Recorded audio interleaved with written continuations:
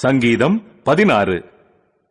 தாவீது எழுதின மிக்தாம் எனும் பொற்பனது கீதம். தேவனே, என்னை காப்பாற்றும், உம்மை நம்பியிருக்கிறேன். என் நெஞ்சமே, நீ கர்த்தரை நோக்கி, தேவரீர் என் ஆண்டவராயிருக்கிறீர்.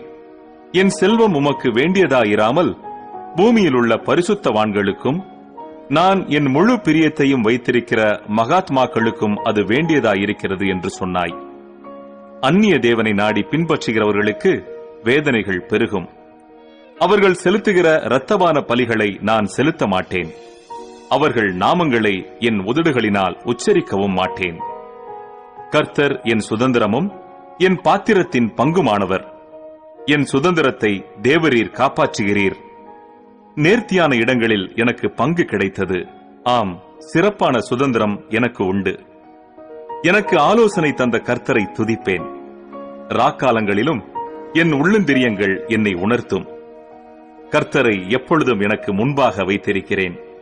அவர் என் வலது பாரிசத்தில் இருக்கிறபடியால் நான் அசைக்கப்படுவதில்லை. ஆகையால் என் இருதயம் பூரித்தது, என் மகிமை களி கூர்ந்தது. என் மாம்சமும் நம்பிக்கையோடே தங்கியிருக்கும்.